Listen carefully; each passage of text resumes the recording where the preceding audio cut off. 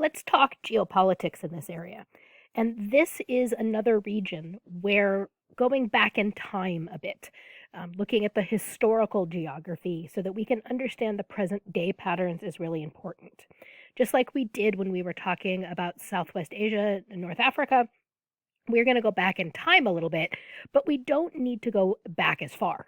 Okay? So we start very briefly talking about the fact that the British controlled this area, and they didn't control just what we think of as India today. When we talk about British India, that talks about a wider area, and it includes what is today Pakistan and Bangladesh. Okay?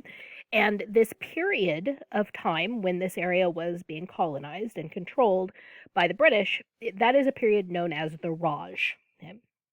And this was a time, as we've seen in other places, where colonialism is a key pattern of the past and has had an effect on the politics and the culture and the economics. There were some good things, but there were also a lot of bad things. And there was a great deal of conflict back and forth. There was a huge contrast between the wealth, excuse me, and the power and the control that the British had and the common everyday people.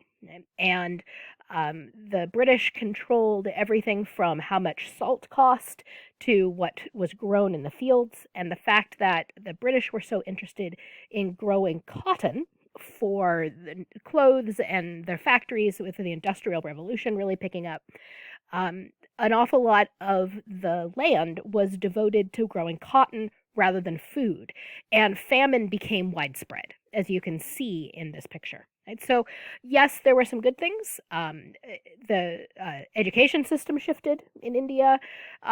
More people had an opportunity to go attend university or attend school.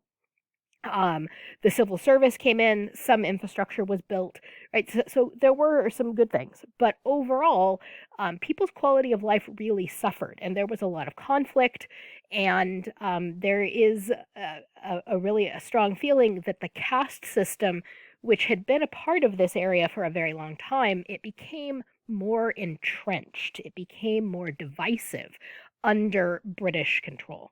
Okay. So, having said that, right, I just skipped over a whole bunch of time, but let's move to the 1920s. Okay. And there were growing political protests from everything from access to being able to vote to the price of salt. And this man, who you probably recognize as Gandhi, he what became the leader of the people here. And he was a leader who advocated for civil disobedience, for civil rights, right, and the kind of active resistance, peaceful resistance that he advocated drew more and more attention to this area and to the plight of the Indian people. And his approach actually inspired the US civil rights movement as well.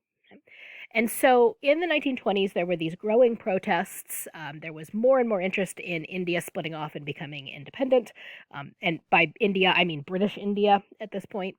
And then World War, II happened. And after World War II, there really was a much larger push towards independence, and that ended up happening. And the period of time where India, Pakistan gained their independence, this period of time is called partition. And a partition is a divide. If you have a screen that you can pull across your room, that is a partition. Right? And so partition is a division. And so this period called partition is the division of the colony of British India into different countries. And the question was how to do this. Gandhi supported a single state. He thought that British India should become one entity.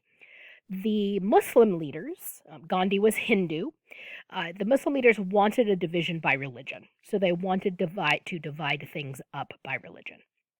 And that is, in fact, what ended up happening. And as this shifted, as this changed, Gandhi was actually assassinated. He was actually assassinated by a very conservative extremist Hindu, so someone of his own religion.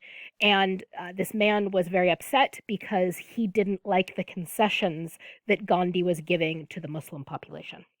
And so this man actually ended up assassinating Gandhi because of that. So this was an example of extremism, and but the divisions still went forward based on religious grounds.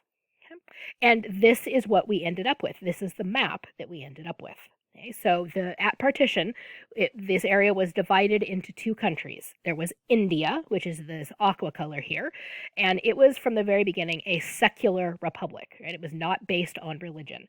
And as I said before in the cultural section, the states were actually based on languages. Okay? So that was how India was, the shape was divided. The second country, and I do mean just one country here, notice both of these pieces are this purple color. That was East and West Pakistan, a single Muslim state. So these areas were where there was a Muslim majority, and the areas that are blue, that is where there was a Hindu majority. So we divided into two countries. And this caused a massive period of chaos. Partition is seen as one of the most painful periods of history in South Asia that there is. Okay? And this created an entirely new cultural and geopolitical landscape. Take just a minute to look at this map. You can see that we have a huge movement of people. Millions of people moved in a matter of just a few months. You can see that in these pictures. People moved by train, they walked, right? They rode horses. This is often said to be the world's fastest migration ever. And while it was not required, neither government said, okay, if you're Hindu, you have to leave, or if you're Muslim, you have to leave. Neither country said that. But people suddenly felt like they had to move because they wouldn't be accepted or safe in these new divisions. And so people who were Muslim moved to West Pakistan or East Pakistan. People who were Hindu left this new country and moved to India. So people were leaving land that had belonged to their family for generations, for hundreds and hundreds of years. There was a great deal of chaos. These are areas where a lot of food was being grown, and people didn't have time or the ability to be working in the fields.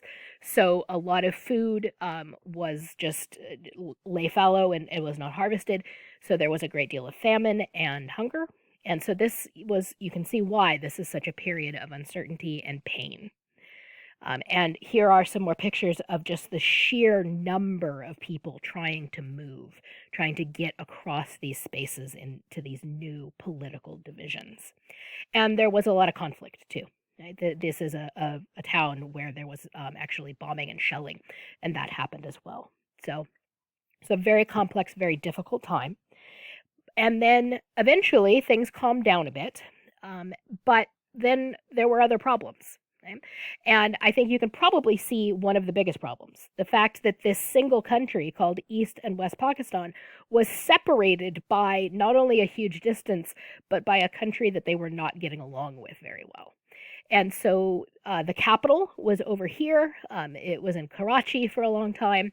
And everybody in East Pakistan that needed to go do business there, or that the government officials, they had to get across. Right? And so people in East Pakistan felt like they were being neglected, that they were second-class citizens. And so the country began to devolve. And eventually, East Pakistan became Bangladesh. And Bangladeshi independence happened in 1971. So we are approaching 50 years of Bangladesh being an independent country. And suddenly we had Pakistan over here and Bangladesh in the east. Okay. All right, so we're going to pause here, and then we will talk about, now that we've said that we had these conflicts, we said this was a period of chaos with a lot of hard feelings, a lot of resentment that is still lingering. After all, this hasn't even been 100 years yet. This echoes even today, these patterns and this continued conflict between Muslims and Hindu people. Okay? So we'll pick up there in the next piece.